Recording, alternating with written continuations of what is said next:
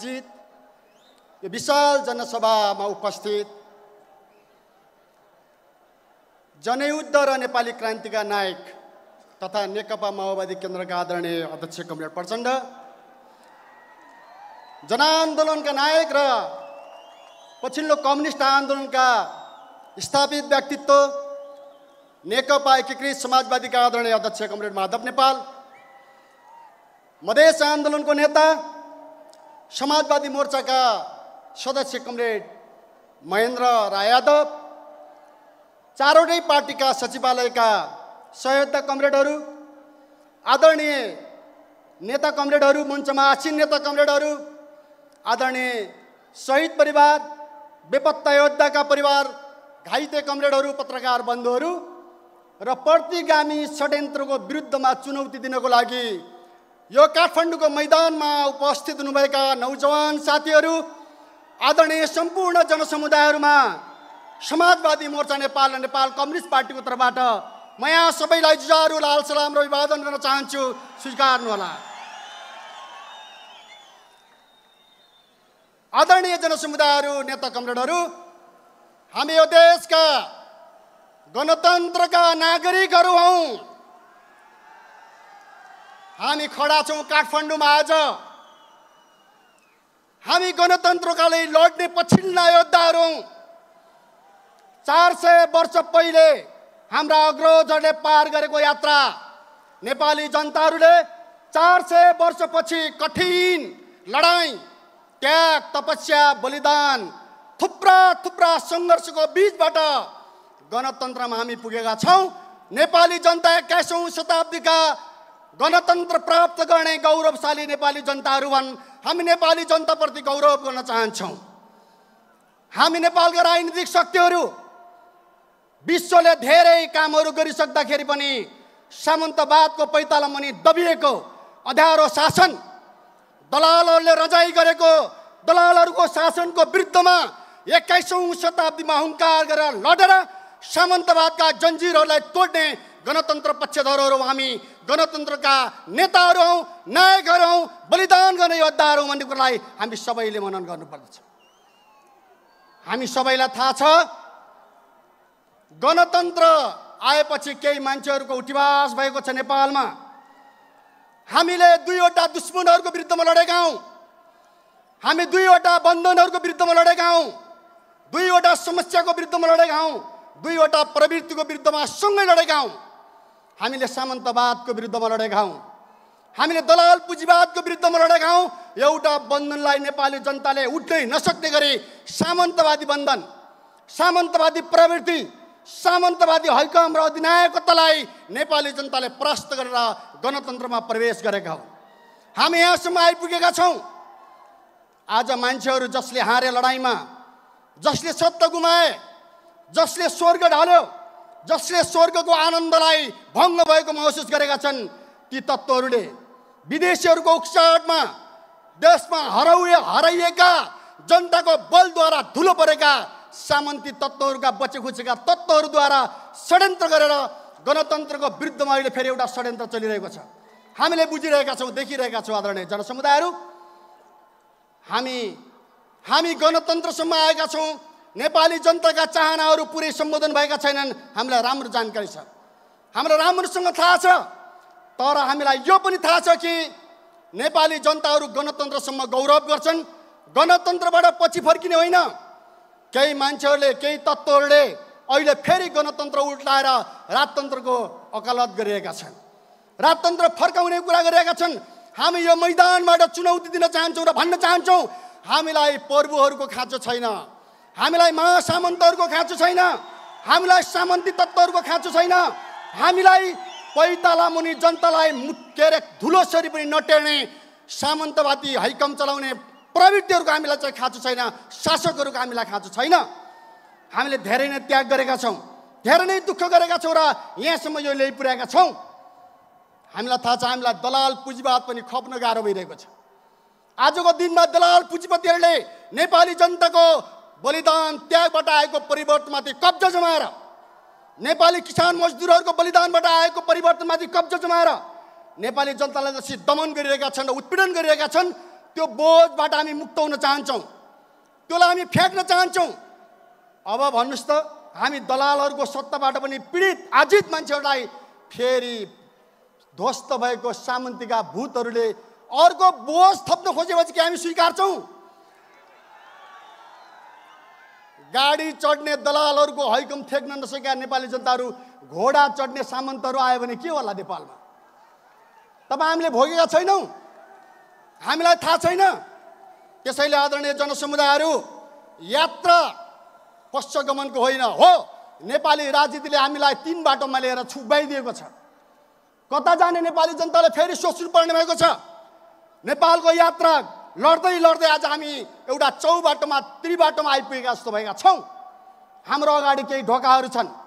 नेपाली जनता कतातिर जाने समस्याहरू पनि छन्, हामीले हेरिरहेका छौँ। देशभरि जाँदाखेरि हामी हेर्छौँ हाम्रा सुकुम्बासी दाजुभाइहरूको समस्या हल भएको छैन। भर्खरै म पूर्वी नेपालमा पश्चिम नेपालमा गएको थिएँ। अहिले पनि मेरो नजरमा, मेरो आँखामा हाम्रा सुकुम्बासी दिदीबहिनीहरू रोइरहेको याद छ। उनीहरूले अहिले पनि बस्ने ठाउँ पाएका छैनन्। गणतन्त्र ल्याउनेमा बलिदान गर्ने हाम्रा 12 लाख दाजुभाइ दिदीबहिनीहरूसँग यो देशमा अहिले पनि ओत लाग्ने ठाउँ छैन। उनीहरूको आँसु झरिरहेको छ, हामीलाई राम्रोसँग थाहा छ, हामीले देखेका छौँ।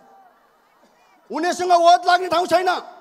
जमिन भएका मान्छेहरूले लाल पूर्जा पाइरहेका छन्, वास्तविक सुकुम्बासीहरूले अझै पनि लाल पूर्जा पाएका छैनन् र हाम्रा दिदीहरूको आँसु थामिएको छैन। यो हामीले राम्रोसँग हेरेका छौँ। हाम्रो दिदीबहिनीहरूलाई हामी हेर्छौँ, महिला साथीहरूलाई हामी हेर्छौँ। विदेशमा त बेचियो, विदेशमा त लगेर सुदखोरी गर्यो, मानव तस्करी गर्यो।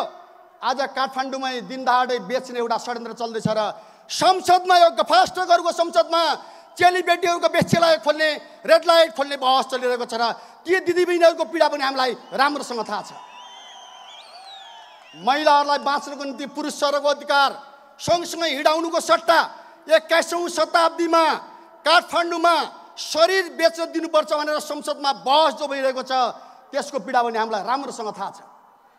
हामीले हेरेका छौँ हाम्रा किसानहरू चौपट छन्। आज मिटर ब्याजबाट चौपट छन्, चर्को ब्याजबाट चौको छन्। म पूर्वमा जाँदाखेरि म एउटा अनुगमनमा पनि गएँ। 2 बिघा 3 बिघा भएको किसानले जम्मा 10 केजी मोल बोकेर फर्किरहेको छ र त्यहाँ सरापिरहेको छ, उफ्रिरहेको छ। मल छैन, बिउ छैन, उपचार छैन, सहुलियत छैन। किसानहरूका समस्याहरू पनि चर्किरहेका छन्, हामीलाई थाहा छ। मजदुरहरूका समस्या पनि हामीले देखिरहेका छौँ। आज हामी देख्छौँ उचित ज्याला त छैन। सङ्गठन खोल्यो भने मालिकहरूले रातारात मजदुरहरूलाई कारखानाबाट निकालेको पीडा पनि हामीसँग राम्रोसँग थाहा छ। यो गणतन्त्रमा आउँदाखेरि हामीले देखेका छौँ नेपालमा शिक्षकहरूको हुर्मत लिएको छ। शिक्षक साथीहरूलाई अहिले सुन्नमा कतिसम्म आएको छ भने शिक्षक साथीहरूलाई कैयौँ पालिकाका मेयर भनाउँदाहरूले इट्टा गर्न पठाएका छन्। स्कुल बन्द गरेर इट्टा गर्न, आफ्नो काम गर्न शिक्षक गुरुहरूको हुर्मत लिएको छ। मध्यम वर्गका साथीहरू टाट पल्टिएका छन्, त्यो पनि हामीले राम्रोसँग थाहा छ। बैंकका ब्याजले आज तपाईँको केही गर्छु भन्ने युवाहरू, मध्यम वर्गका साथीहरू सडकमा पुग्ने स्थिति छ। चर्को ब्याजले लिलाम गर्ने, 5 करोडको सम्पत्तिलाई 2 करोडमा खाइदिने सेटिङमा व्यवसायी साथीहरूलाई बर्बाद गरिरहेको पनि हामीले राम्रोसँग देखिरहेका छौँ। हामीले उद्योग व्यवसायीहरूलाई अपमान भइरहेको पनि हामीले देखेका छौँ। बुद्धिजीवीहरूलाई पनि अपमान भएको हामीले देखिरहेका छौँ। युवा विद्यार्थीहरूलाई नेपालमा पढ्ने वातावरण छैन, बेचिएको छ। आज पैदल मान्छे यहाँबाट अमेरिका हिँडिरहेको छ र अमेरिकाले बाँधेर एउटा गुलामलाई जस्तो जन्जिरमा झुन्डाएर देश देशमा फर्काइरहेको छ र नेपालमा फर्काइरहेको छ। त्यसको पीडा पनि हामीलाई राम्रोसँग थाहा छ। हामी लडिरहेका छौँ। आदरणीय जनता, नेपालका देशभक्तहरूलाई समस्या छ, नेपालका जनजातिहरूलाई समस्या छ। आज एउटा स्वायत्त अधिकारको माग गर्दाखेरि, पहिचानको अधिकारको माग गर्दाखेरि या तपाईँको चाहिँ स्थानीय जनताको अधिकारको माग गर्दाखेरि दमन गरिएको छ र गोली चलाइएको छ, त्यो पनि हामीले राम्रोसँग देखेका छौँ। कर्मचारीहरूलाई अहिले दलकरण र गुटकरणबाट ध्वस्त पारिँदैछ र कोही पनि कर्मचारी आज मनोबलमा उच्च छैन। दिन तराई भएर बाँच्नुपर्ने अवस्था छ। आज निष्पक्षताहरू ध्वस्त हुँदै गएका छन् र यो हामीले हेरिरहेका छौँ।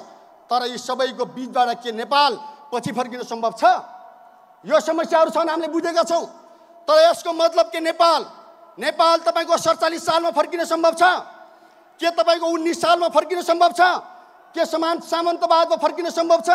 मान्छेहरूले भन्ने गरेका छन् कि यसको संविधान राजतन्त्र, यसको समाधान नेपालमा राजतन्त्र। किन राजतन्त्र?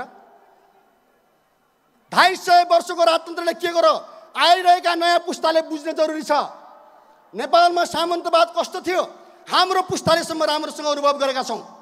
राम्रोसँग हाम्रो अग्रजले त कति कति खप्नुभयो हामीलाई राम्रोतिर सबै थाहा नहोला, तर हामी पनि पञ्चायतदेखिका सङ्घर्ष गर्दै आएका मान्छे हामीलाई थाहा छ नि। बोल्न पाइँदैन थियो, कुरा गर्न सकिँदैन थियो, जनताहरू गर्न पनि सक्दैन थिए। सुकुम्बासीहरू, कमैयाहरू, होइन, थारूहरू, जनजातिहरू, दलितहरूलाई मान्छे पनि गनिदिन्थ्यो। आज पनि हामी देख्छौँ कि दलितहरूको देउताको नाममा, भगवानको नाममा जनताको घरबास उठीबास बनाइदिने हाम्रो श्रमिक जनताको पीडा पनि हामीलाई राम्रोसँग थाहा छ। जनजातिहरूको पीडा पनि राम्रो थाहा छ। तर यसको हल, यसको समाधान के सामन्तवाद हुन सक्छ? आज हामी हेरिरहेका छौँ नवराज सुवेदी बोल्न पनि गाह्रो कुर्सीमा उठाउनु पनि अर्कोले राखिदिनु पर्ने मान्छेले नेपालको राजनीतिको समाधान दिन्छु भन्ने, यो अनौठो हाँसो लाग्दो कुरा होइन। जनआन्दोलनको रापतापले ध्वस्त भएका तत्त्वहरू, जनताको विद्रोहद्वारा पछाडिएका मान्छेहरू धुलो टक्ट्याउँदा त फेरि तपाईँ हाम्रो कमजोरी फाइदा उठाउन पाइन्छ कि भनेर कुनाबाट फ्याउ फ्याउ गर्न थालेका छन् नि।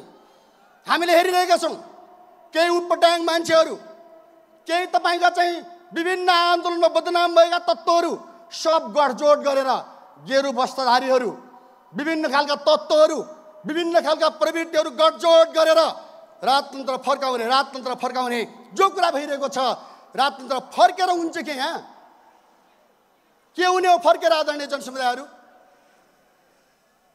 यो अनौठो कुरा हो कि होइन? यो अनौठो कुरा, यो एउटा नेपालको राजनीतिको प्रहसन हो। यो प्रहसन हो, यो प्रहसन। त्यसैले मार्क्सले एक ठाउँमा भन्नुभएको थियो, पात्रहरू एकचोटि दुखान्तर एउटाले प्रहसनमा व्यक्त हुन्छन्। प्रहसनमा व्यक्त भइरहेका पात्रहरूले बुझिरहनुपर्छ, उक्साइएर दुनियाँमा केही पनि हुनेवाला छैन, उचालिएर केही पनि हुनेवाला छैन। पछुताउनुपर्छ। फेरि जनताले जो आफ्नो कुरा अधिकार, आजका नेपाली जनता त गणतन्त्र दलाल पुँजीवादबाट पनि सन्तुष्ट छैन। गणतन्त्र नेपाली जनताको बनिसकेको छैन। जसले लड्यो त्यो अधिकार सम्पन्न भइसकेको छैन। त्यसैले हामी त अगाडि जान खोजिरहेका छौँ नि, समाधान छैन। त्यसैले इतिहासले हाम्रो अगाडि ढोका खोलिदिँदैछ, खटखटाउँदैछ। दरवाजा खटखटाउने भनेको नेपाली राजनीतिको इतिहासले दरवाजा खटखटाउँदै आएको छ। कुन ठाउँमा पुग्ने? तपाईँ अगाडिको ढोकातिर उज्यालोतिर जाने या अँध्यारोतिर जाने? तपाईँ फर्केर अँध्यारो गल्ली सुरुङतिरको यात्रा गर्ने कि तपाईँ यथास्थितिको भुमरीमा पर्ने कि तपाईँ नेपाली जनताको उज्यालो भविष्यतिरको एउटा सुनौलो मार्गतिर बढ्ने? हाम्रो अगाडि प्रश्न छ। हामी के भन्छौँ भने यहाँसम्म हामी आएका छौँ, यसमा हामीलाई कुनै पछुताउ छैन। कमी कमजोरीहरू भएका होलान्, त्यसको समीक्षा पनि गर्नुपर्छ। तर कुनै पनि हालतले आजको समयमा फेरि नेपाली जनताले कैयौँ देशले गरेको गल्ती गर्नु हुँदैन। हो, विश्वमा कैयौँ गल्तीहरू भएका छन्, इतिहास फर्किँदैन, यो पनि हामीलाई राम्रोसँग थाहा छ। तर कहिलेकाहीँ इतिहासमा ठुला ठुला षड्यन्त्र पनि हुने गरेका छन्। त्यसकारण हामी लापरवाही पनि गर्नु हुँदैन। यो केही होइन, केही हुँदैन पनि भन्नु हुँदैन। नेपाल भनेको कस्तो हो भने अगाडि बढ्न पनि नदिने, अनि त्यसपछि गएर चिजहरूलाई ठिक ढङ्गले पनि नबुझ्ने र षड्यन्त्रको मारमा पर्ने देश पनि हो भन्ने कुरा हामीले राम्रोसँग हेक्का राख्नुपर्छ। त्यसैले यहाँ को तत्त्वहरू सक्रिय छन्, कसले उचालेका छन्, को प्रवृत्तिहरू घुसेका छन्, यसलाई नेपाली जनताले राम्रोसँग हेक्का राख्न जरुरी छ।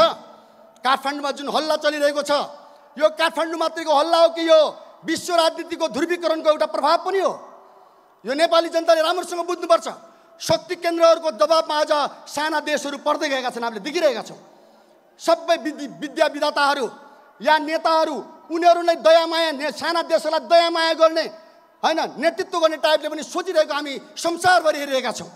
साना देशका जनताहरूको सार्वभौमिकता, स्वाधीनता, स्वाभिमानलाई अपमान गर्ने खेलहरू विश्वभरि चलिरहेका छन् र त्यसको मूल्य श्रमिक जनताले चुकाउनु परिरहेको यथार्थ हामी देखिरहेका छौँ। त्यसको प्रभाव पनि नेपाली राजनीतिमा हो भने पनि नेपाली जनता हामी सचेत हुनुपर्छ। हामी नेपालका समस्याहरूलाई समाधान दिन योग्य छौँ, योग्य भइन्छ। गणतन्त्रवादीहरू जहाँ भए पनि अग्रगामी शक्तिले नयाँ ढङ्गले सोच्ने बेला आएको छ। जनताको समाधान अग्रगामी हो, निकास अग्रगामी हो। समस्याहरू छन्, तर समस्याको समाधान पछि हटेर होइन, अगाडि बढेर दिनुपर्छ। हाम्रो अगाडि विकल्प छ, विकल्प छ हामीसँग। हामी चिच्चाएर कराएर हैरान भएर निराश भएर विचलित भएर सामन्तीहरूका उक्साटतिर चिच्याटतिर विलापतिर रोदनतिर हामी फर्किनु हुँदैन। हामीले देशलाई आशाका साथ विश्वका साथ विश्वासका साथ समर्पण भावका साथ दिशानिर्देश गर्नुपर्छ। त्यो नेपालको समाजवाद हो, नेपाली विशेषताको समाजवाद हो। हाम्रो अगाडि सुनौलो भविष्य बोकेर आइरहेको समाजवादको विकल्प हामीसँग ताजा छ। समाजवादबाट कोही पनि आत्तिनु जरुरी छैन। समाजवादले किसानको समस्या हल गर्नेछ, युवाहरूको रोजगारीको चाहनालाई हल गर्नेछ, शिक्षा स्वास्थ्यका समस्याहरू हल गर्नेछ, किसान मजदुरका समस्याहरू हल गर्नेछ, मधेस पात जनजाति दलित महिला सबैका समस्यालाई नयाँ उचाइबाट समाधान दिनेछ। त्यसैले आदरणीय जनसमुदायहरू, म के भन्न चाहन्छु भने थुप्रै खेलहरू चल्छन्, थुप्रै सङ्घर्षहरू हुन्छन्, त्योबाट हामी विचलित हुने कुरा छैन। हामीलाई कुनै चिन्ता पनि छैन। भइहाल्छ कि सिद्धिहाल्छ कि भन्ने कुरा जो आउँछ नि बजारमा, तपाईँ ढुक्क हुनुहोस्, त्यो सम्भव छैन। नेपालमा सम्भव छैन। ढलेको ध्वस्त भएको शासन फर्केर आउन सम्भव छैन। हामी सचेत छौँ, हामी जागरुक छौँ, हामी निश्चिन्त छौँ। यहाँ बजारमा अनेकौँ हल्ला काटमार चल्छ, बम पट्किन्छ।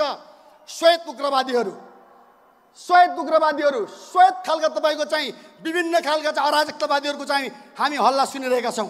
कोही पनि चिन्ता मान्नु जरुरी छैन। धेरै मच्चिनु हुँदैन, मच्चेपछि फेचारिनुपर्छ राम्रोसँग। त्यसैले कुरा के छ भने हामी कोही पनि विचलित हुन जरुरी छैन। देशलाई अगाडि लाने हो, देशलाई समाजवादतिर लाने हो। नेपाली जनताले दशकौँ उदयदेखि चाहेको विकल्प भनेको समाजवाद हो। समाजवादको विकल्पतिर हामी जान तयार हुनुपर्छ। हामी योग्य छौँ। हेर्नुहोस्, आज मान्छेले के भन्छ भने खानको लागि पनि रुनु पर्ने हो। दया माया, एउटा जागिरीको लागि मालिकहरूसँग गएर भिख माग्नु पर्ने, 2 साग खानको लागि पनि विदेशी मालिकको अगाडि हामी गएर रुनु पर्ने। हामीलाई कसैले तपाईँको गोरु बनाउने, हामीलाई कसैले तपाईँको कामदार बनाउने, हामीलाई कसैले गुलाम बनाउने, हामीलाई त्यो स्वीकार्य छैन। हामी योग्य छौँ। नेपालीहरू दुनियाँको फुलबारीमा फुल फुलाउन हामी सक्छौँ। दुनियाँका खेतमा हामी धान फलाउन सक्छौँ। विश्वभरिका तपाईँको कृषि फर्ममा हामी काम गर्न सक्छौँ। विश्वभरिका मरुभूमिमा हामी भेडा हेर्न सक्छौँ। विश्वभरिका कारखानामा हामी काम गर्न सक्छौँ। विश्वभरिको लडाइँमा हामी लड्न सक्छौँ। भने नेपालको रूपान्तरणको लागि हामी हाम्रो खेतमा काम गर्न आफै योग्य छौँ। हामी 2 साग खानको लागि हामीलाई कसैले दया गर्नु पर्दैन। नेपालका नौजवानहरूले विश्वास गर्नुभयो भने हामी योग्य छौँ। हामी यो देशलाई हराभरा बनाउन योग्य छौँ। हामी यो देशलाई 21औं शताब्दीमा जनताको स्वाभिमान सहित उभिएको देश बनाउन योग्य छौँ। त्यसको लागि यहाँहरू सबैले अवश्य पनि गम्भीरतापूर्वक ध्यान दिनुहुनेछ भन्दै आजको जो विशाल जनसभा जो छ, यसको सन्देश अवश्य पनि नेपाली जनताले देशभरिबाट हेरिरहनु भएको छ, विश्वभरिबाट नेपाली नागरिकहरूले हेरिरहनु भएको छ, विश्व जनसमुदायले पनि हेरिरहेको होला। नेपाली जनता प्रतिगमनको पक्षमा छैनन्। कुनै पनि षड्यन्त्र हाम्रो लागि स्वीकार्य छैन। अग्रगमनको यात्राको लागि हामी एकताबद्ध बनौँ। आज जुटेका बाहेक हामी सबै एकताबद्ध बनौँ र नेपालको उज्यालो भविष्यतिर डोर्याउँ। नेपाली जनताको विजय नै निश्चित छ। कसैले पनि नेपाली जनतालाई हराउन सक्ने छैन भन्ने कुरा राख्दै यहाँहरू सबैलाई फेरि पनि धेरै धेरै धन्यवाद, आभार व्यक्त गर्दै म आफ्नो कुरा टुङ्ग्याउन चाहन्छु। धन्यवाद। लाल सलाम।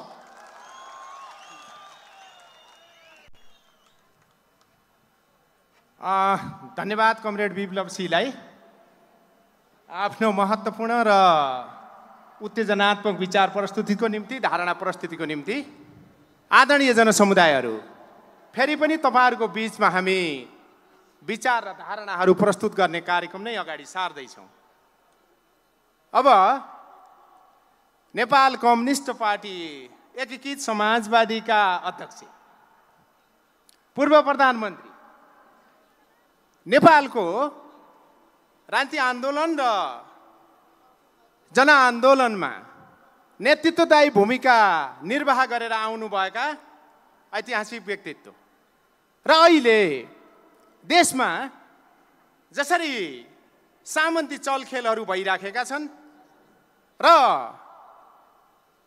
यथास्थितिवादको नालायकीपनाले जनतामा एउटा बडो वितृष्णा पैदा जो भइराखेको छ, त्यसको नाजायज फाइदा उठाउने प्रतिगामी तत्त्व र विदेशी शक्तिहरूले कुचेष्टा जो गरिराखेका छन्, दुस्साहस जो गरिराखेका छन्, त्यसका विरुद्ध लडाइँको मोर्चा, सङ्घर्षको मोर्चा, आन्दोलनको मोर्चा र विद्रोहको मोर्चाको रूपमा समाजवादी मोर्चा छ। यसका शीर्ष नेता कमरेड माधव कुमार नेपाललाई आफ्नो विचार प्रस्तुतिको निम्ति म मञ्चमा निम्ति आउँदछु। आउँदै हुनुहुन्छ कमरेड माधव कुमार नेपाल।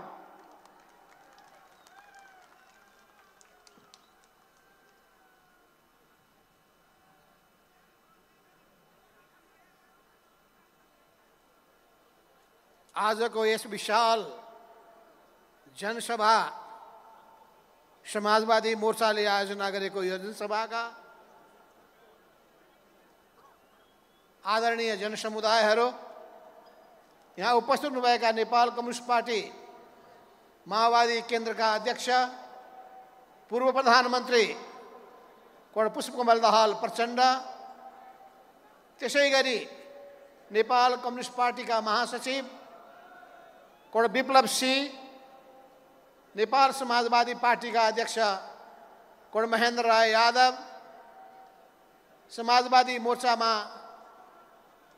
समावेश हुनुभएका चारवटै पार्टीका सबै शीर्ष नेताहरू, कार्यकर्ता साथीहरू, आदरणीय जनसमुदायहरू, तपाईहरू सबैलाई म क्रान्तिकारी लाल सलामको अभिवादन गर्न चाहन्छु।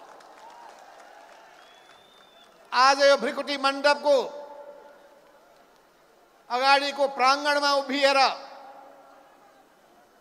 यो विशाल जनसभालाई सम्बोधन गर्दा मलाई 2077 सालको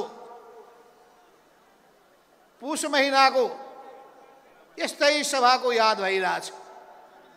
हामीले पुषको 27 गते सम्भवतः यही ठाउँमा हामीले कार्यक्रम गरेका थियौँ र हामीले भनेका थियौँ हामी जिउँदै छौँ, हामी अझै पनि यहाँ छौँ, आतिनु पर्ने आवश्यकता छैन, मुलुक प्रतिगमनको दिशामा जान सक्दैन, मुलुक पछाडि फर्किन सक्दैन, जनतालाई लुट्न चुस्न कसैले पनि प्रयत्न गर्छ भने त्यसलाई सफल हुन दिइँदैन भनेर हामीले घोषणा गरेका थियौँ र त्यसमा हामीले व्यापक जनताको समर्थन प्राप्त गर्यौँ।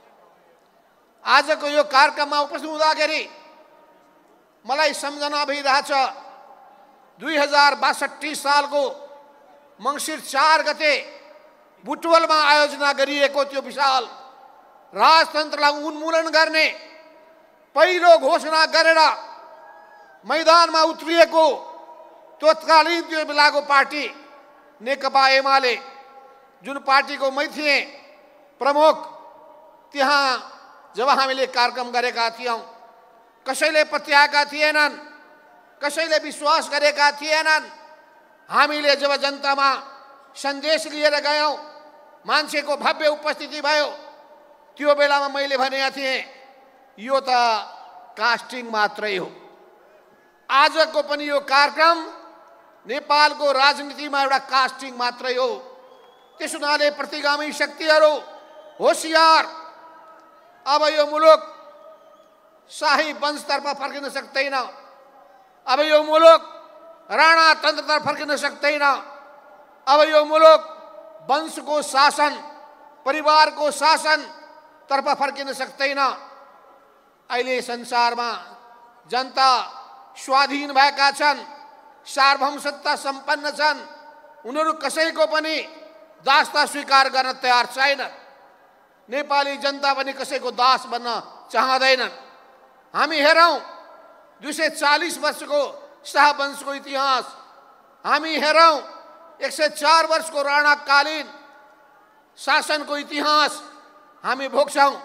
जनतालाई कति लुटे उनीहरूले, देशलाई कति चुसे उनीहरूले, देशलाई कसरी बर्बाद पारे उनीहरूले। उनीहरूका एक एक घटनाक्रमहरूको बारेमा यदि हामी सम्झौँ भने हामी छर्लङ्ग हुन सक्छौँ कि राजतन्त्रले देशको भलो गरेको छैन। त्यस हुनाले राजतन्त्रपट्टि फर्किने कुरा कल्पनै नगरे हुन्छ। अब यो इतिहासको रथ पछाडि जान सक्दैन, इतिहास फेरि पछाडि जान सक्दैन। हामी जान दिँदैनौँ, हामी चुनौती दिन चाहन्छौँ। यो देशमा फेरि ती वंशको शासन ल्याउन खोज्ने कसैले दुश्चेष्टा गर्छ भने उनीहरूले ठुलो मूल्य चुकाउनु पर्ने हुन्छ। अवश्य हामी जनताको समस्याबाट चिन्तित छौँ। तीनटा व्यवस्था हामीले देखिरहेका छौँ। एउटा सामन्ती व्यवस्था, त्यो सामन्ती व्यवस्थाको प्रतिनिधित्व यिनै राणा यिनै शाहहरूले गरेका हुन्। अर्को दलाल पुँजीवादी व्यवस्था, त्यही दलाल पुँजीवादी व्यवस्थाका कारणले अहिले जनताले दुःख भोग्नु परिरहेको छ। शासकहरूको नालायकीले पनि जनताले दुःख भोग्नु परिरहेको छ। त्यस हुनाले हामीले भनिरहेका छौँ तेस्रो व्यवस्था चाहिएको छ। त्यो तेस्रो व्यवस्था भनेको समाजवादी व्यवस्था। त्यो समाजवादी व्यवस्थाले न्यायको समाज स्थापित गर्न चाहन्छ, समानताको समाज स्थापित गर्न चाहन्छ, जनतालाई सुखी जीवन प्रदान गर्न चाहन्छ। त्यस हुनाले हामीले यो मोर्चाको नाम पनि समाजवादी मोर्चा राखेका छौँ र हामीले भनिरहेका छौँ नेपाली विशेषताको समाजवाद आज चाहिएको छ। त्यस हुनाले हाम्रो समाजवादमा नेपालमा कस्तो किसिमले हाम्रो सामाजिक प्रणाली हुनेछ, शासन प्रणाली हुनेछ, आर्थिक प्रणाली हुनेछ, अनि कसरी सबै वर्ग तहका जनताहरूको हित र कल्याण हुन सक्दछ, सबै जाति जनजातिहरूको भलो हुन सक्दछ, यसको समग्र खाका हामीसँग छ। दुर्भाग्य के छ भने सत्तामा बस्नेहरूले अग्रगामी विचार राखेनन्, यथास्थितिमा रुमलिए, उनीहरू परिवर्तनका पक्षधर देखिएनन्। आज त्यसैको हामी भोगिरहेका छौँ परिणाम। देशमा सबैतिर निराशा छ, युवाहरूको पलायन छ, हामी मिटर ब्याज पीडित जनताको समस्या देखिरहेका छौँ, लघु वित्तबाट पीडितहरूको समस्या पाइरहेका छौँ, हामी देखिरहेका छौँ सुकुम्बासीहरू अनेकौँ समस्या र वेदनाले पिल्सिएका छन्। दलितहरूको त्यस्तै बिजोग छ, महिलाहरूमाथि त्यस्तै हिंसाका घटनाहरू घट्ने गरेका छन्।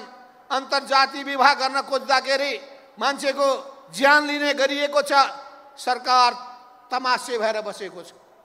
सरकारलाई जनताको समस्यासँग कुनै मतलब छैन। सरकारलाई त खालि गीत गाउँदा मात्रै मतलब छ। उसलाई त खालि मतलब के छ भने म त ढले ढले ढले ढले ढले ढले। अहिले हामी ढालेकै छैनौँ, अनि किन ढले ढले ढले भनेको थालेको? हामीले त ढालिरहेका छैनौँ त। हामीले भनिरहेका छौँ कि मति सप्रियोस्, बुद्धि फेरियोस्, देश र जनतालाई केन्द्रबिन्दुमा राखियोस्, षड्यन्त्र गर्ने काम नगरियोस्। यता प्रचण्डजीलाई पनि षड्यन्त्र गरेर उहाँलाई के भनियो भने तपाईँ र म त पुरानो साथी हो, सँगसँगै हामी जान्छौँ, स्वर्ग जानु पर्यो भने पनि सँगै, नर्क जानु पर्यो भने पनि सँगै। अनि प्रचण्ड कमरे सोझो मान्छे दङ्ग पर्नु भएको छ। अनि त राति के गरेछन् भने स्वर्गतिर लग्लान् भनेको त लात्ती हिर्काएर नर्कमा पठाइदिएछ। यस्तो षड्यन्त्रकारीलाई हामीले चिन्न नसक्नु त्यो पनि कमजोरी हो। मलाई पनि एकचोटि फकाउन आएका थिए, प्रचण्ड कमरेडको अनुहार देखेपछि विश्वास पनि भयो हामी त पुराना कम्युनिस्ट हौँ है, मिल्नुपर्छ भन्दा त हामी पनि एकछिनसम्म भ्रममा पर्यौँ। त्यसो भएको हुनाले मान्छेको चरित्र कस्तो छ, उसको स्वभाव कस्तो छ, उसको सोच कस्तो छ, उसको चिन्तन कस्तो छ, देश बनाउने हुटुटी छ कि छैन, जनताको जीवनमा परिवर्तन गर्ने सङ्कल्प छ कि छैन, सिङ्गो देशको निर्माण गर्ने एउटा योजना छ कि छैन, हामी त्यो पाइरहेका छैनौँ। देश निर्माणको बारेमा जसरी चिन्तन हुनुपर्ने हो, जसरी योजना हुनुपर्ने हो, जसरी हुटहुटी हुनुपर्ने हो, यो सरकारकामा बसेका मान्छेहरू त्यस हिसाबले सोचिरहेका छैनन्। उनीहरूको ध्यान केमा छ भने भ्रष्टाचारमा छ, बिचौलियाहरूको कुरालाई पुरा गर्दै, कमिसन तन्त्रको जालोमा फस्दै यो देशलाई बर्बाद पार्ने कुरामा छ। जनताको पीडाले उनीहरूलाई पोल्दैन, जनताको वेदनाले उनीहरूलाई साँच्चै अत्यन्तै दिनुपर्ने हो ठुलो दुःख पीडा, त्यो पीडा र दुःख दिँदैन। किनभने जनताबाट टाढिएका छन्, जनताबाट टाढिएका छन्, लोकतन्त्रका मूल्य र मान्यतालाई बिर्सेका छन्। जनतासँग कसरी एकाकार हुने, कसरी सबैको भावनालाई जित्ने, कसरी सबैको साथ लिने, यो कुरासँग मतलब छैन। शक्तिको मात छ, त्यही शक्तिको मातले नै एकचोटि सरकारबाट उनले बहिर्गमन हुनु परेको थियो। त्यो दिमागबाट अझै गएको छैन। प्रधानमन्त्रीले मन लाग्यो भने जहिले पनि संसद भङ्ग गर्न सक्छ, यही सोचमा उनी अझै पनि रहेका छन्। त्यस हुनाले हामीले भनेका छौँ, प्रतिगामी जुनसुकै प्रतिगामी षड्यन्त्र होस्, चाहे व्यवस्थालाई समाप्त पार्ने षड्यन्त्र होस्, चाहे यथास्थितिमा थन्किने त्यस्ता सोचहरू होस्, हामी यथास्थितिवादको पनि विरोध गर्छौँ र प्रतिगमनको पनि विरोध गर्छौँ, प्रतिगामी षड्यन्त्रको पनि विरोध गर्छौँ। हामी अग्रगमनको पक्षमा छौँ, हामी रूपान्तरणको पक्षमा छौँ, हामी नेपाली समाजको विकासको पक्षमा छौँ, देशको उन्नति र प्रगतिको पक्षमा छौँ।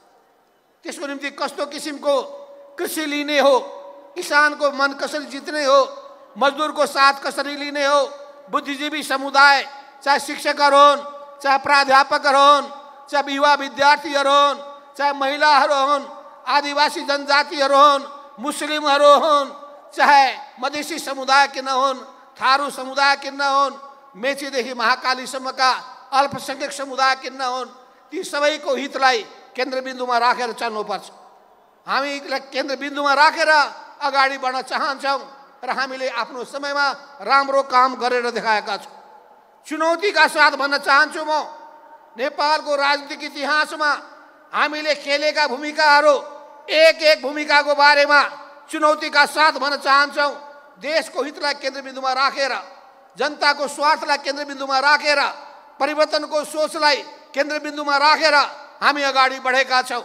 र अहिले पनि हामी भनिरहेका छौँ, समाजवादमा देशलाई लिएर जाने बाहेक अर्को विकल्प छैन। अहिले हामीले संविधान त बनायौँ, त्यो संविधान बनाउँदाखेरि अधिकार जनतालाई दिएका छौँ, त्यो अधिकार दिएको कुरालाई लागू गर्न सकिएको छैन। त्यो लागू गर्नका लागि पनि सरकारमा बस्ने मान्छेहरूमा त्यस्तै किसिमको सङ्कल्प चाहिन्छ, तदनुरूपको योजना चाहिन्छ। तर अहिले के छ भने कसरी हुन्छ लुट्ने, कसरी हुन्छ भ्रष्टाचारले चुस्ने, जनतालाई पीडा दिने, यो बाहेक अरू केही पनि छैन। जुनसुकै ठाउँमा जानुहोस्, जुनसुकै क्षेत्रमा जानुहोस्, भ्रष्टाचार व्याप्त छ। तर सरकारमा बस्ने मान्छेलाई त्यसको कुनै चिन्ता छैन। त्यस हुनाले हामीले भनिरहेका छौँ सरकारलाई, खबरदार, तिम्रो कारणले गर्दाखेरि प्रतिगामी शक्तिहरूले टाउको उठाइरहेका छन्, तिम्रै कारणले गर्दाखेरि अरूले भन्ने मौका पाइरहेका छन्। तर प्रश्न कुरा के हो भने अब यो देश पछाडि जान सक्दैन, देश प्रतिगमनको दिशामा जान सक्दैन। जनता फेरि दास हुने अनि कुनै वंशको शासन चल्ने, उनीहरूको गुलामी गर्नुपर्ने यो स्थितिमा यो देश जान सक्दैन। किनभने हामीले ठुल्ठुलो आन्दोलन गरेका छौँ। 7 सालको क्रान्तिलाई सम्झिनुहोस्, त्योभन्दा पहिले राणा विरोधी क्रान्तिलाई सम्झिनुहोस्। त्यो क्रान्तिमा हाम्रा नेपालीहरूले कसरी जीवनको बलिदान दिए। तर त्यो बेलाको राजतन्त्रले के गर्यो, भएको पार्टीलाई प्रतिबन्ध लगाइदियो, दलविहीन शासन ल्यायो। त्यसपछि फेरि आन्दोलन गरियो, फेरि उनीहरूले वचन दिए, फेरि त्यसको विरोधमा गए र फेरि उनीहरूले आफ्नो हुकुमी शासन कायम गर्न खोजे। उनीहरूको निरङ्कुशताका विरुद्धमा जुझ्ने हामीले आँट गऱ्यौँ हामीले। कसैले जनयुद्ध गरेर, कसैले जनआन्दोलन गरेर, कसैले जनतामा चेतना र जागरण पैदा गरेर हिम्मत र आँटका साथ हामी अगाडि बढ्यौँ। जीवनको आहुति दिने सङ्कल्पका साथ हामीले अग्रसरता लिने काम पनि गऱ्यौँ। त्यस हुनाले अहिले फेरि समय आएको छ जनतामा नयाँ चेतना जगाउन, जनतालाई जागरुक बनाउन, जनतालाई होसियार गर्न। तपाईँ हेर्नुहोस्, आज प्रतिगामीहरूको साथमा कस्ता कस्ता तत्त्वहरू छन्, उनीहरूको इतिहास कस्तो छ, उनीहरूको काम क्रियाकलाप कस्तो छ, यसलाई राम्ररी सम्झिनुहोस्। म धेरै अहिले भन्न चाहन्न, उनीहरूको एक विवरण पनि ल्याउनु पर्ने आवश्यकता पर्छ। कुरा के हो भने हामी जनताको लागि र देशको लागि, देशको स्वाभिमानको लागि, देशको इज्जत प्रतिष्ठा बढाउनका लागि र नेपालीहरूको शान बढाउनका लागि यो राजनीतिको मैदानमा होमिएका छौँ। त्यस हुनाले देशभित्रका नेपाली दाजुभाइ हुनुहोस् या देश बाहिर रहनुभएका नेपालीहरू हुनुहोस्, उहाँहरूको हितलाई हामी केन्द्रबिन्दुमा राख्न चाहन्छौँ। अब हामी फेरि पनि अहिले विपिन जोशीको सम्झना भइरहेछ। उहाँ अहिले पनि हमासको कब्जाबाट मुक्त हुनुभएको छैन। त्यसको निम्ति उहाँलाई विपिन जोशीलाई मुक्त गराउनका लागि सरकारले प्रयत्न गर्नुपर्छ। तर विदेशमा गएर हुँदैन। अब देशभित्रै हामीले जीवनयापन गर्ने अवसर खोज्नुपर्छ। यसको निम्ति कसरी कृषिमा र उद्योगमा हामी यो देशलाई अघि बढाएर लान सक्छौँ। देश वास्तवमा हाम्रो देश गरिब छैन, साधन स्रोतको हिसाबले यो देश विपन्न पनि छैन। त्यस हुनाले यसलाई समृद्ध बनाउनका लागि देशको विकासको सामरिक योजना बनाउनु पर्ने आवश्यकता छ। तर पहिलो कुरा जरुरी के छ भने इमानदारिता। दोस्रो कुरा जरुरी छ स्वच्छता। स्वच्छता भएन भने, इमानदारिता भएन भने, दीर्घकालीन सोच भएन भने, केही गर्छु भने सङ्कल्प भएन भने पार लाग्नेवाला छैन। त्यस हुनाले हामी पार लगाई छाड्छौँ, यो म विश्वास दिलाउन चाहन्छौँ। र हामीले ठुल्ठुला परिवर्तनहरू यो देशमा ल्याएका छौँ। परिवर्तनको अभियानको अगुवाई हामीले गर्दै आएका पनि छौँ। आगामी दिनमा पनि निराश हुनुपर्ने केही आवश्यकता छैन।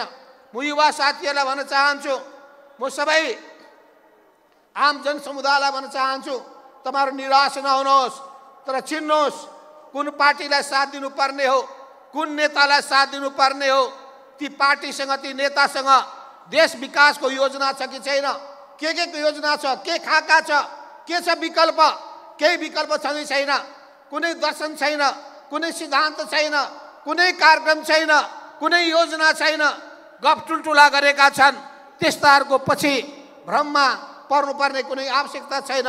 त्यस हुनाले म तपाईँलाई विश्वास दिलाउन चाहन्छु, यो समाजवादी मोर्चा जसले यही संयुक्त ताकत बढाएर हामी अगाडि बढौँ भन्दै हामीले विभिन्न ठाउँमा देशका 7वटा प्रदेशमा पनि भेलाहरू आयोजना गर्दै हिँडेका हौँ। अब हामी खुला रूपमा पनि जनताको माझमा विशाल जनसभा गर्दै अघि बढ्ने क्रममा अगाडि बढिरहेका छौँ। तपाईँहरूको साथ चाहिन्छ, तपाईँहरूको सहयोग चाहिन्छ, तपाईँमा आत्मविश्वास पनि हुनुपर्छ। तपाईँमा आत्मविश्वास भयो भने जस्तो सुकै चुनौतीको सामना गर्न सकिन्छ। त्यो आत्मविश्वासका साथ यो देशलाई परिवर्तनको दिशामा अघि बढाएर लिएर जानका लागि तपाईँहरू अगाडि बढ्नुहोस् भन्ने आह्वान गर्दै म आफ्नो भनाइ यहीँ टुङ्ग्याउन चाहन्छु। धन्यवाद। लाल सलाम।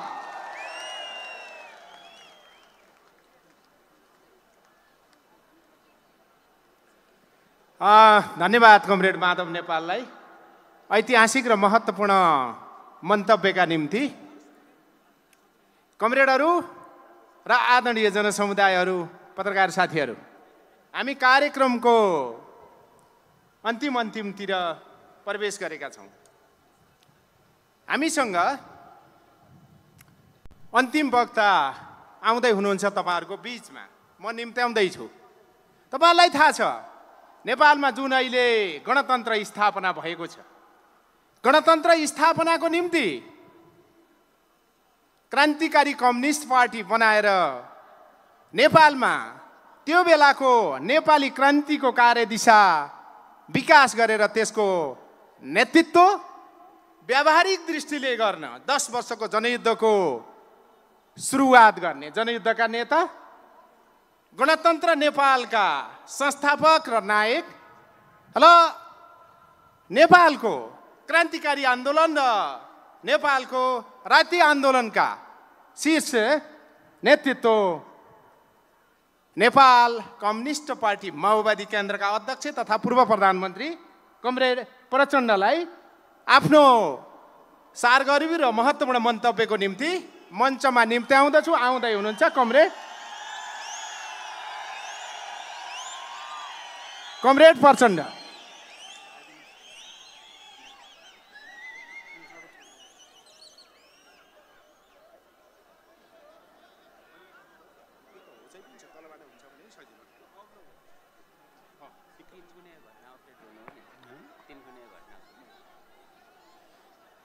धन्यवाद कार्यक्रमका सञ्चालक कमरेड प्रकाण्डलाई। यो विशाल जनसभाका अध्यक्ष तथा समाजवादी मोर्चाका संयोजक कमरेड विप्लव सी, समाजवादी मोर्चा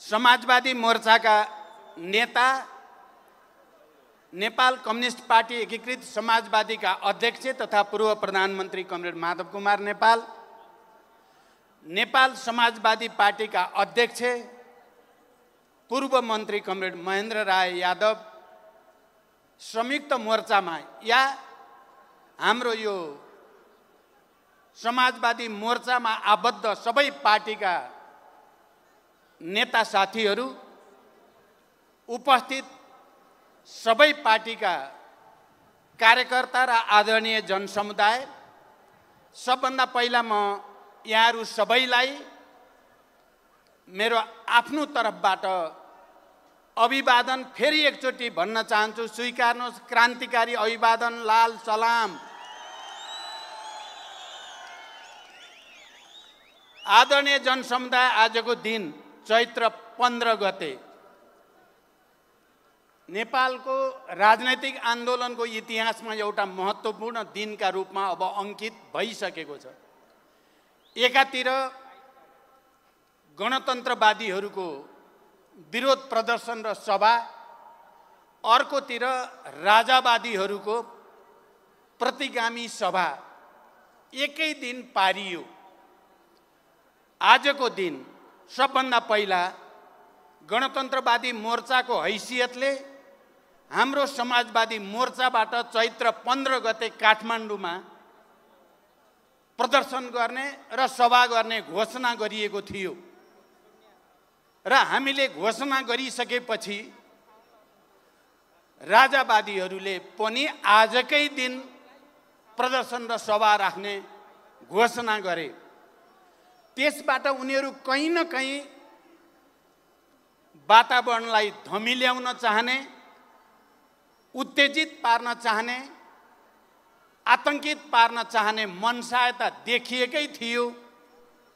तर आज मैले यहाँ बोल्दै गर्दा मैले सेक्युरिटीसँग लगातार बुझिरहेको छु। 12 वर्ष ढुङ्ग्रामा हाले पनि कुकुरको पुच्छर बाङ्गै भने जस्तो त्यहाँको सभा मण्डले अराजकताको पराकाष्ठा भएको छ।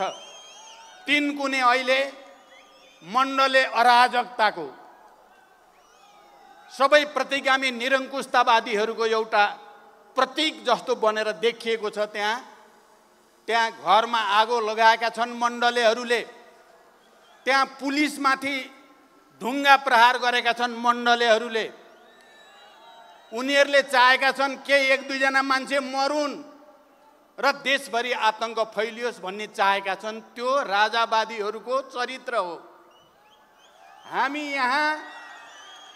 यहाँ आदरणीय जनसमुदाय 50,000 लाखको वरिपरि हामी यहाँ जम्मा छौँ। तर बडो शिष्ट, बडो संयमित, बडो अनुशासित र आफ्नो उद्देश्यप्रति समर्पित नागरिकहरूको एउटा विशाल सेना यहाँ खडा छ। त्यसकारण तुलना गर्नुहोस् गणतन्त्रवादीहरूको चरित्र, राजावादी मण्डलेहरूको चरित्र। आजै चैत्र 15 गते सम्पूर्ण नेपाली जनताले देख्ने गरी, सम्पूर्ण नेपाली जनताले बुझ्ने गरी काठमाडौँमा प्रदर्शित भयो।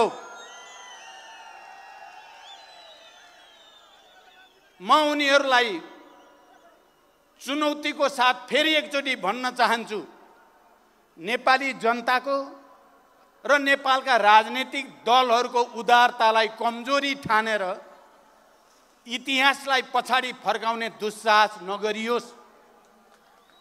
मैले ज्ञानेन्द्र शाहलाई मधेसमा अभियानमा अगाडि बढ्दै गर्दा भनेको थिएँ, विगतमा उनले धेरै गल्ती गरे र त्यो गल्तीको परिणाम उनले भोगिरहेकै छन्। अब अर्को गल्ती गरे भने उनले भोग्न केही पनि बाँकी रहँदैन। खबरदार, नेपाली जनता नेपाली जनताका पनि सबभन्दा सामन्ती निरङ्कुशताबाट अत्याचारमा पिसिएका, शोषण र दमनको मार खेपेर त्यसको प्रतिरोध गर्ने क्रान्तिकारी युद्धमा होमिएका नेपाली जनता, नेपालका तमाम दलितहरू, नेपालका तमाम महिला, श्रमजीवी महिलाहरू, मधेसीहरू, आदिवासी जनजातिहरू, मुस्लिमहरू, थारूहरू, मजदुरहरू, किसानहरू जसरी युद्ध र आन्दोलनको भट्टीबाट खारिएर निरङ्कुश तन्त्रमाथि धावा बोलेर त्यसमाथि विजयको झन्डा गाडेर अगाडि बढेको नेपाली जनता पछि फर्किने छैन। सामन्ती निरङ्कुशतावादीहरूका दिवा स्वप्नहरूलाई चकनाचुर पारेर अझ अगाडि बढ्नेछ भन्ने विश्वास म व्यक्त गर्न चाहन्छु। मैले यो विश्वास व्यक्त गर्दै गर्दा हिजो जनयुद्धको नेतृत्वको हैसियतले, शान्ति सम्झौताको हस्ताक्षरकर्ताको हैसियतले, सङ्घीय लोकतान्त्रिक गणतन्त्र घोषणाको एउटा नेताको हैसियतले, संविधान निर्माणको एउटा नेताको हैसियतले म आदरणीय जनसमुदायलाई यो मञ्चबाट, यहाँ उपस्थित जनसमुदाय र देशभरिका जनतालाई पनि भन्न चाहन्छु कि समस्या हामीले कहीँ न कहीँ विगतमा केही त्रुटि गरेको हुनाले पनि पैदा भएका छन्। म पुरै इमान्दारीका साथ समाजवादी मोर्चाको तर्फबाट र मेरो तर्फबाट पनि तपाईहरूसँग गम्भीर आत्मसमीक्षा पनि गर्न चाहन्छु। सायद हामी गणतन्त्रवादीहरूले जनताका आशा अपेक्षा अनुसार काम गर्न नसकेकै कारण इतिहासको कूडा कर्कटमा मिल्काइएका तत्त्वहरू पनि टाउको उठाउने दुस्साहस गर्न पाए।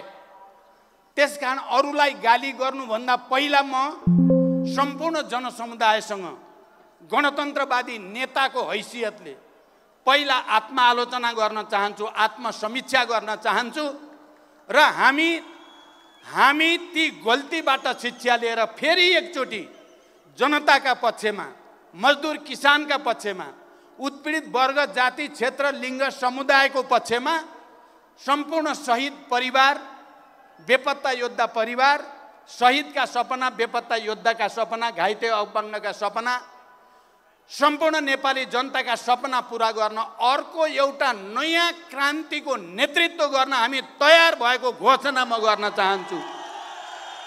आफ्ना कमजोरीहरू सच्याउँदै वर्गतिर फर्कने, आफ्नो विचार र राजनीतिक मुद्दातिर फर्कने। मैले यो कुरा यो मञ्चबाट औपचारिकताका लागि भनिरहेको छैन।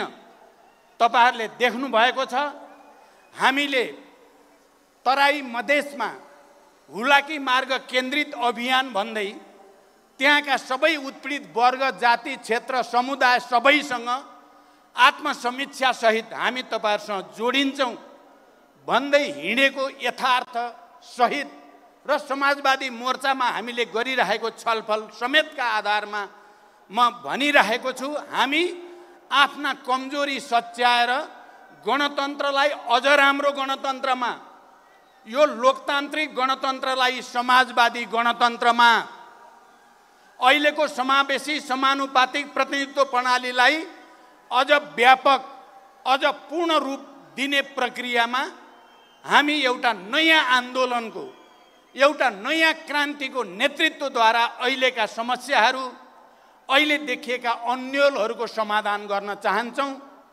र मैले आफ्नो पार्टीभित्र, समाजवादी मोर्चाभित्र छलफल गर्दा र जनसमुदायको बिचमा पनि मैले भनेको छु, एउटा अर्को क्रान्ति हामीले हिजो जनयुद्ध र जनआन्दोलनको माध्यमबाट सामन्ती निरङ्कुश तन्त्रको ढाड त भाँचेकै हो, त्यसलाई इतिहासको कूडा कर्कटमा फालेकै हो, तर हामीले एउटा चिज गर्न बाँकी थियो।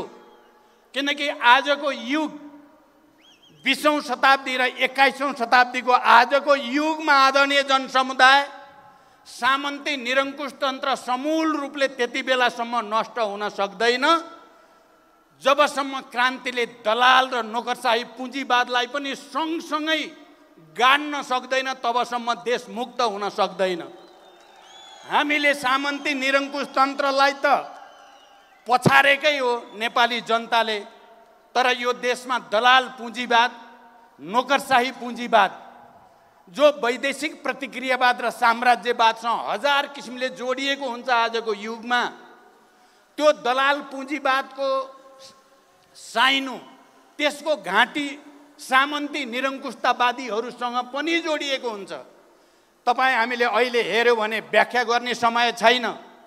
तपाईँ चाहे संयुक्त राज्य अमेरिकाको अहिलेको चुनाव र त्यसको परिणाम हेर्नुहोस्, या युरोपमा भएका थुप्रै देशका चुनाव र परिणाम हेर्नुहोस्, या अन्यत्र हेर्नुहोस्, हिजोको तथाकथित उदार पुँजीवाद भन्नेहरू अहिले अन्धराष्ट्रवादतिर र एकदम सङ्कीर्ण निरङ्कुश तन्त्रतिर जाने ट्रेन्ड विश्वभरि देखा परेको छ। र नेपालका सामन्ती तत्त्वहरू पनि तिनै अन्तर्राष्ट्रिय प्रतिक्रियावादसँग घाँटी जोडेर तिनीहरूको सहयोग लिएर नेपाली जनताका विरुद्ध, नेपालको लोकतान्त्रिक आन्दोलनका विरुद्ध दलालहरूलाई, नोकरशाहहरूलाई पक्ष पोषण गर्ने र यो देशलाई पनि एउटा अन्धराष्ट्रवादी, अतिवादी देशमा बदल्ने दुस्साहस गर्दैछन्।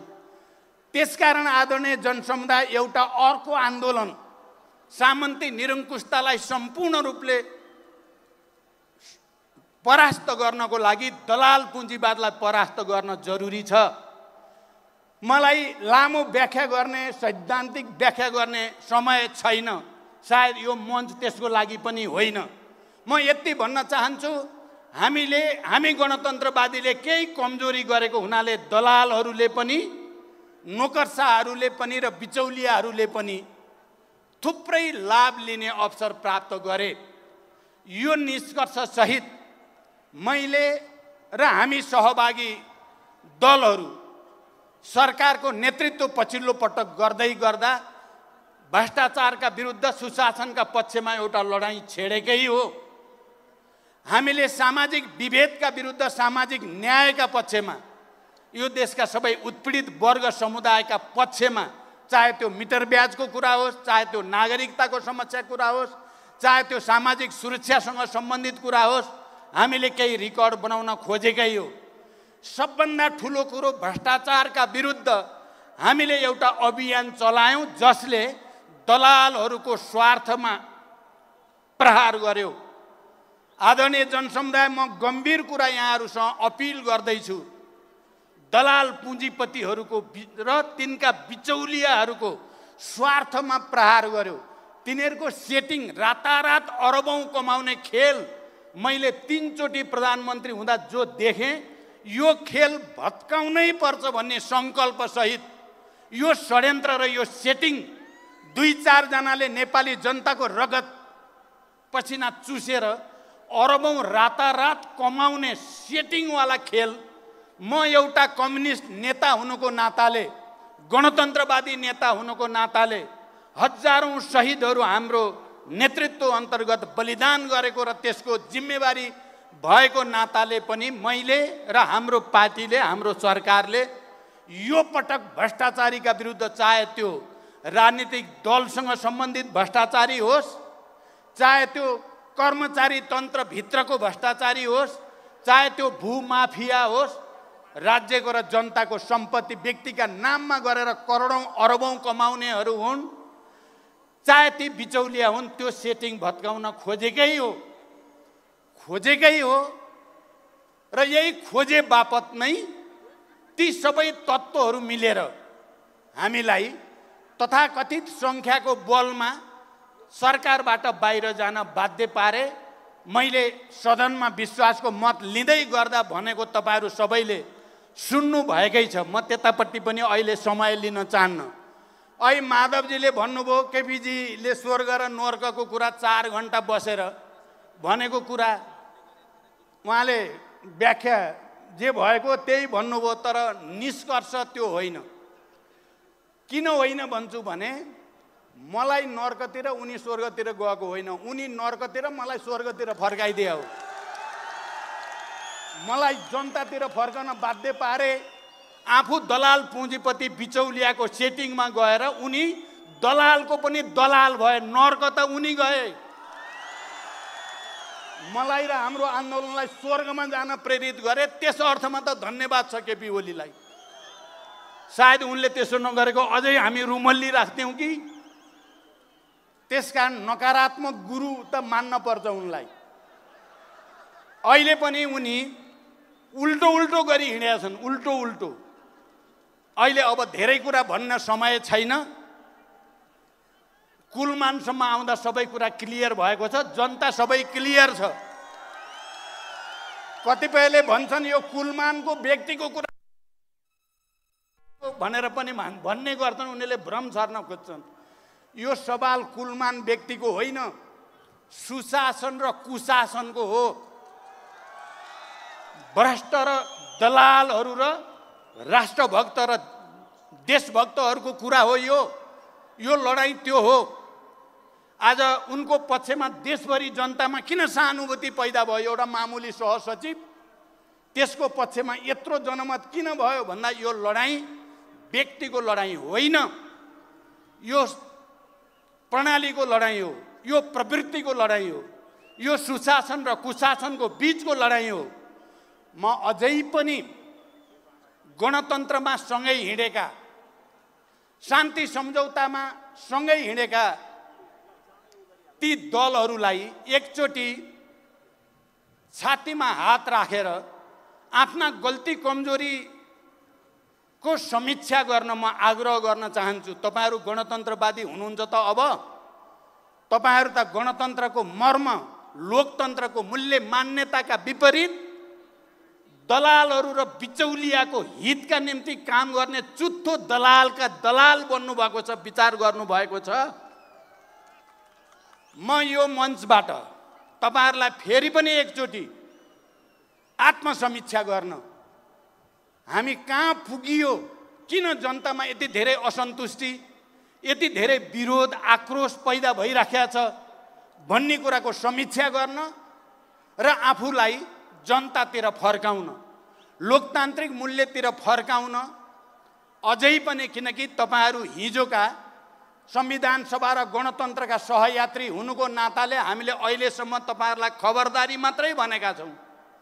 यदि तपाईहरूले यसै गरी उल्टो दिशा हिँड्दै गर्ने हो भने सामन्ती, निरङ्कुश र दलालहरूका विरुद्धको नयाँ क्रान्तिले तपाईहरूलाई पनि बढारेर लान्छ।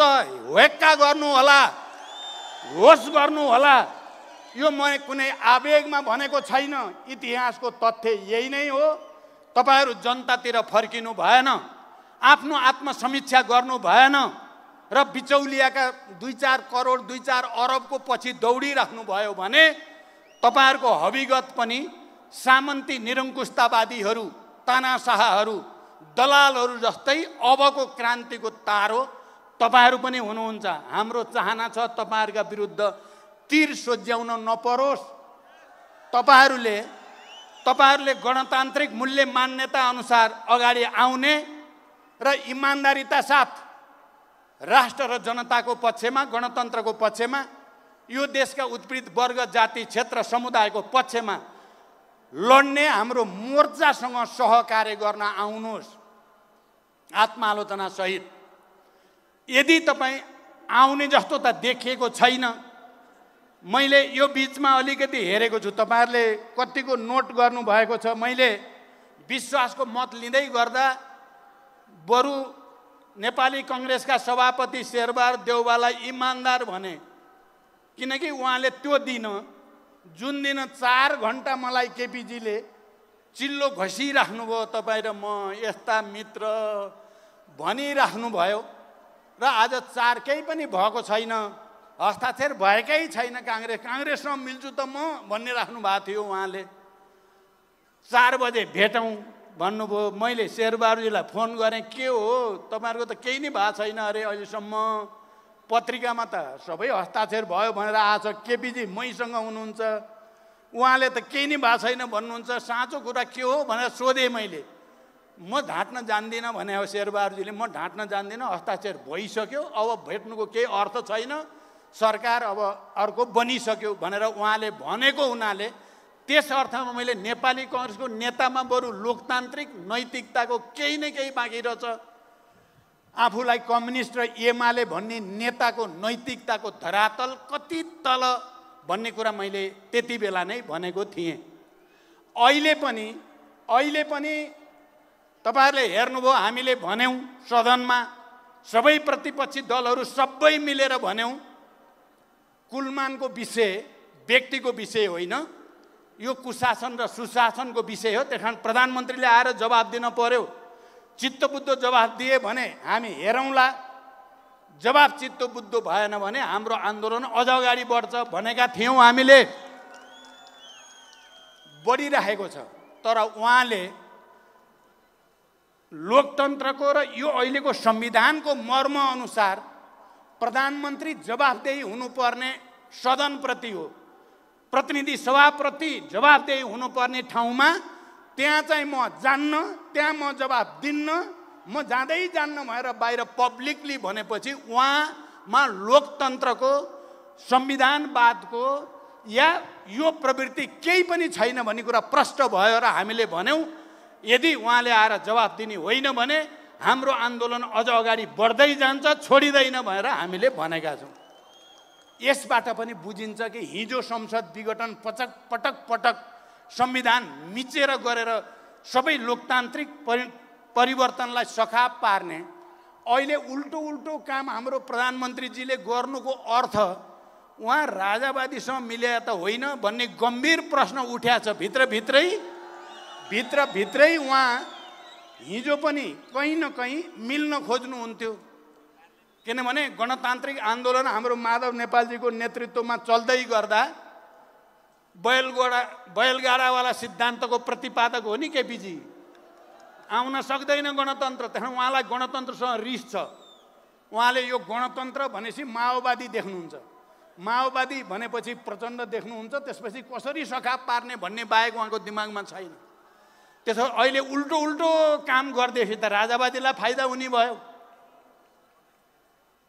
त्यो त होइन प्रश्न छ, त्यो कुरा उहाँले पुष्टि गर्न सक्नुपर्छ। उहाँ गणतन्त्रवादी नै हो भन्ने कुरा पुष्टि गर्नको लागि उहाँले प्रतिनिधि सभालाई सम्मान गर्नुपर्छ, सम्पूर्ण प्रतिपक्षको आवाजहरूलाई सम्मान गर्नुपर्छ अनि सदनमा आएर जवाफ दिनुपर्छ। तर दिने लक्षण छैन, उहाँको अहङ्कारले त्यो दिँदैन।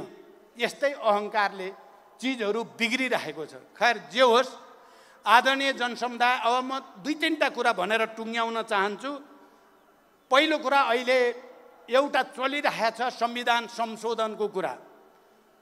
एमाले र काङ्ग्रेसको बिचमा उहाँहरूले सम्झौता गर्दै गर्दा त्यो काङ्ग्रेस र एमालेको बिचमा सम्झौता कसले गरायो, कसको घरमा भयो, कति बजे भयो भन्ने नेपाली जनतालाई थाहा भइसकेको छ।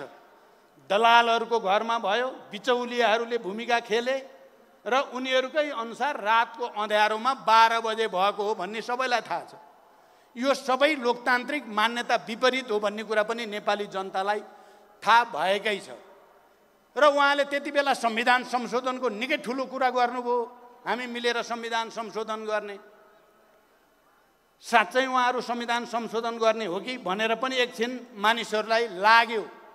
तर पछि प्रधानमन्त्री आफैले क्लियर गरिदिनु भयो, होइन यो 87 भन्दा अगाडि संशोधन हुनै सक्दैन भनिदिएपछि त्यो नौटङ्की थियो, नाटक थियो भन्ने कुरा एकचोटि फेरि उहाँले नै प्रमाणित गरिदिनु भयो। म चाहिँ के भन्न चाहन्छु भने पक्कै पनि हाम्रो संविधान कार्यान्वयनमा केही त्रुटि भएका छन्, त्यो त्रुटि सच्याउनु छ। र संविधान स्वयंको बारेमा हामीले 72 मा संविधान निर्माण गरेर घोषणा गर्दै गर्दा 10 वर्षपछि यसको विहङ्गम विस्तृत समीक्षा गरिनेछ भनिएको थियो। 10 वर्ष पुग्दैछ। अब संविधान संशोधन अगाडि संविधानको बारेमा सबै राजनीतिक शक्तिहरूको बिचमा विस्तृत रूपमा बहस हुनु पर्यो, छलफल हुनु पर्यो, समीक्षा हुनु पर्यो। कहाँ कमी छ, कहाँ त्रुटि छ, कहाँ कार्यान्वयन भयो, कहाँ कार्यान्वयन भएन, कहाँ किन भएन भन्ने कुराको विस्तारपूर्वक समीक्षा गरेपछि मात्रै संविधान संशोधन गर्नुपर्छ। र संविधान संशोधन यो देशका सबै उत्पीडित वर्ग, जाति, क्षेत्र, लिङ्ग, समुदायको अधिकार खोज्नलाई होइन, उनीहरूको अधिकार थप्नलाई मात्रै संविधान संशोधन हुन सक्छ। लोकतान्त्रिक मूल्य मान्यतालाई कमजोर पार्न होइन, लोकतन्त्रलाई सुदृढ गर्न मात्रै संशोधन हुन सक्छ।